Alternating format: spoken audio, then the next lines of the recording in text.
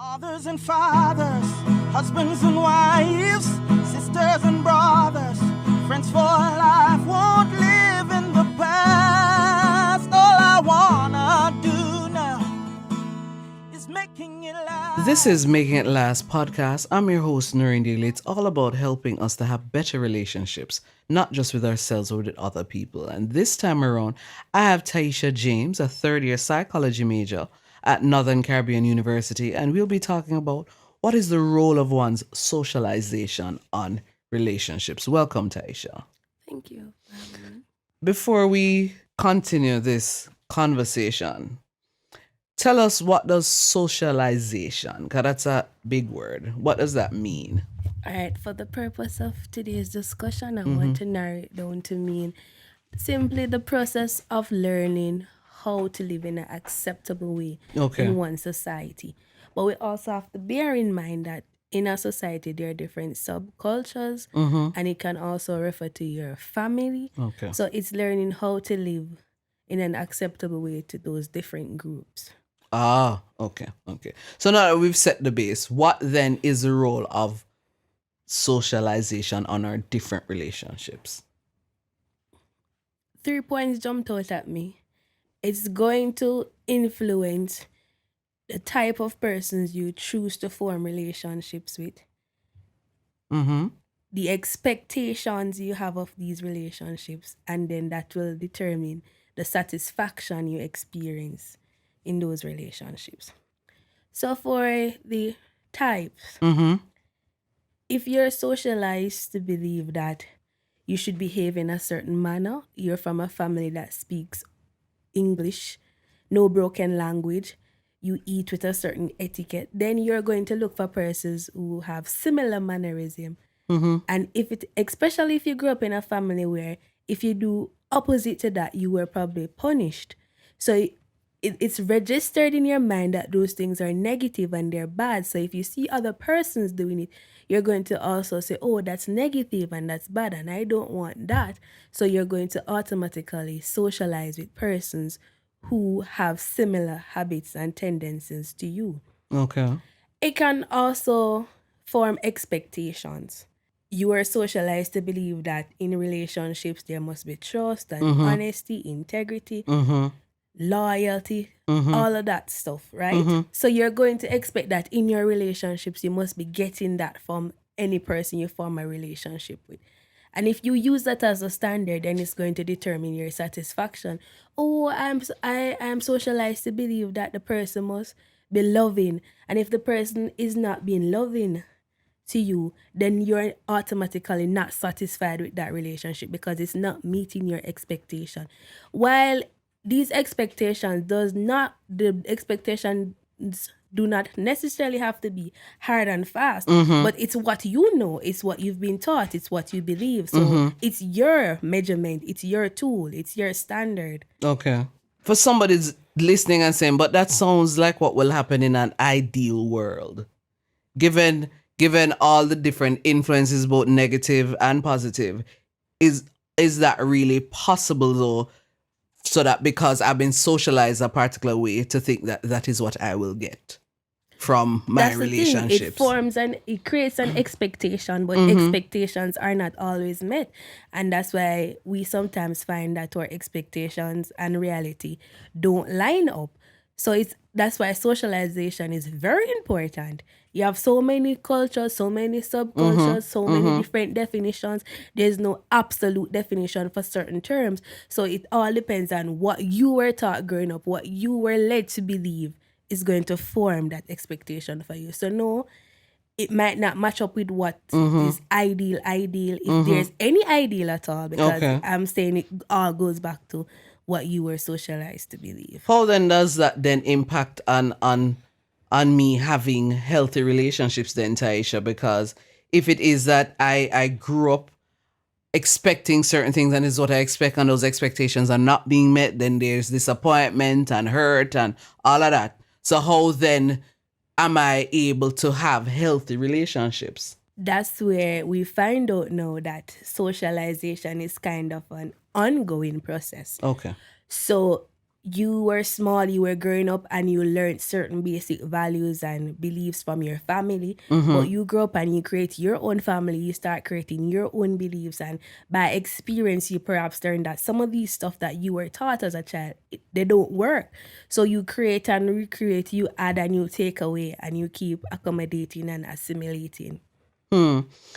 How many of us though, Taisha, really end up being so open to that possibility though? Because there's some of us, especially when you get to a certain age, we say, no, this is how I am, you accept me how I am, or basically go about your business.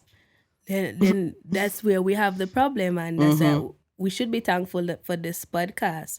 It's bringing awareness to the issue. So persons like that, perhaps they're going to get stuck and they're going to always feel disappointed because they don't want to change their views. They don't understand that at some point their socialization, in a sense, become expired, becomes outdated, and you have to change in order to survive. It is the species most adaptive to change that will survive. So yeah, they're gonna get left behind.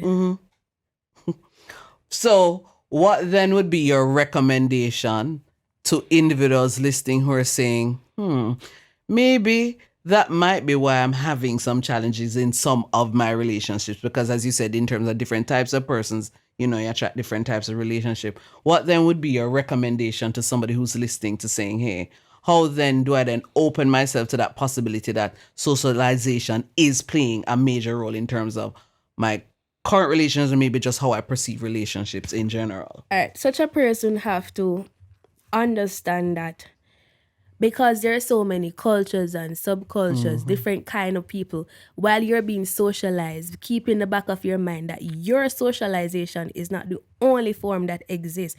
And it's also important to incorporate in your socialization an understanding of difference and appetite for accepting something that doesn't necessarily settle with you. That's a part of socialization too. You have to put some probably deliberate action into socializing yourself and the generation you're bringing up to understand that you have to be open to different ideas. There's somebody listening and saying, is she then telling me that I must go ahead and accept what it is for me that I don't deem acceptable? Is that what she's saying? All right, maybe we need to elaborate on the term accept. Okay. Acceptance doesn't mean that you push your beliefs aside. It means that you are mature enough for two opposing beliefs to coexist. Love that. Love that explanation. And I know somebody is somebody is listening and saying, this is all well and good, but this is for those who are educated. I'm sitting and I'm listening to this, and I'm not as educated as you are, Miss Dilly. I'm not as educated as you are, Tyasha. What then is your reaction to that person who's listening and saying, all of this is heavy, all of this is theory, all of this is bigger than me and above my head? All right. Let us look in our Jamaican context. In recent years, we had two popular dancehall artists. You had Cartel and you have Movado. One side said Gully, one side said Gaza. Persons, even school children would oftentimes start a conflict, a fight Based on over that. one person supporting Gaza, one person supporting Gully, right? They don't have to be creme de la creme to understand that if they were simply supposed to strike a compromise and say, both artists have good music, and at the end of the day, this is just the one I have a preference to, but it doesn't erase the fact that the detract. other is also a good artist. I don't have to harm you. I don't have to force you to accept my position. We have both sides of the kind, both artists producing music. What it does is add to our culture and our legacy of dancehall music. I don't have to force you to support my artist. You don't have to force me to support yours. So in that simple context, we see that what I'm talking about as application. So it's not just for the educated man. Thank you so much. You said a lot, but if it is that somebody's listening and they got nothing else, what is the one idea or the one thought you'd want to resonate with them about the whole idea of socialization and how it can then, impact on one's relationships? Socialization, it's big. relationships are important. I think relationships are the pillars of anything human, right? And because socialization is so closely linked to relationship, we need to pay attention to how we're being socialized, what we're learning, and what needs to be unlearned. So that's the key point for me. Pay attention what you're taking in and what you're passing by in your socialization. Don't just passively be socialized.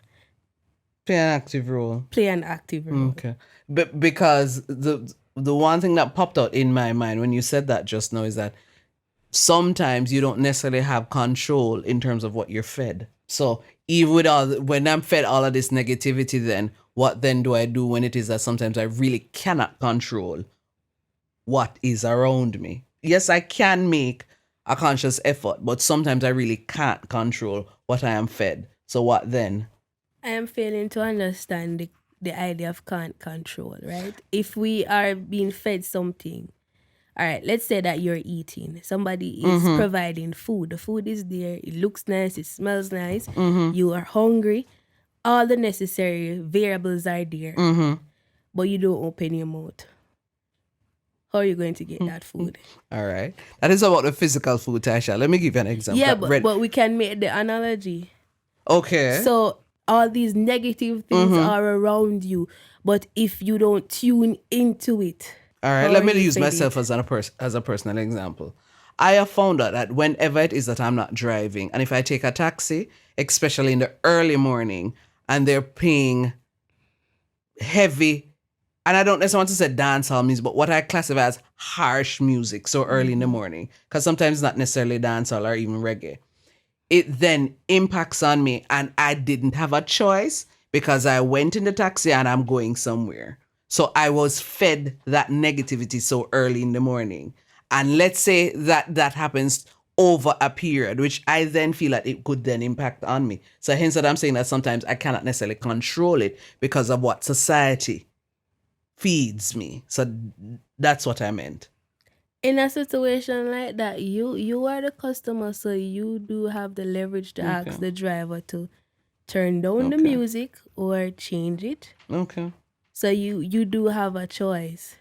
Or you can, if you notice it's a trend, can perhaps walk with your earphones and listen to your own music or just tune out the negative music. Okay, thank you. So it might be difficult and we might have to go to some extremes, but if we really are serious about what we're being fed, then we will make deliberate effort.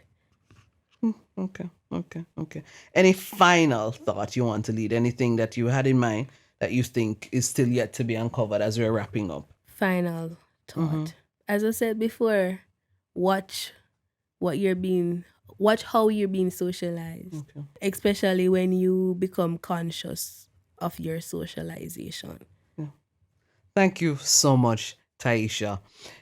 What is the role of one's socialization on relationships? All of this is just to tickle your mind and help you to just be more aware of what you're being fed, whether physically or otherwise, all in a quest to help you to have better relationships, not just with ourselves, but with other people. I'm Noreen Daly with Making It Last podcast. Until next time. Mothers and fathers, husbands and wives, sisters and brothers, friends for life won't live in the past. All I wanna do now is making it last.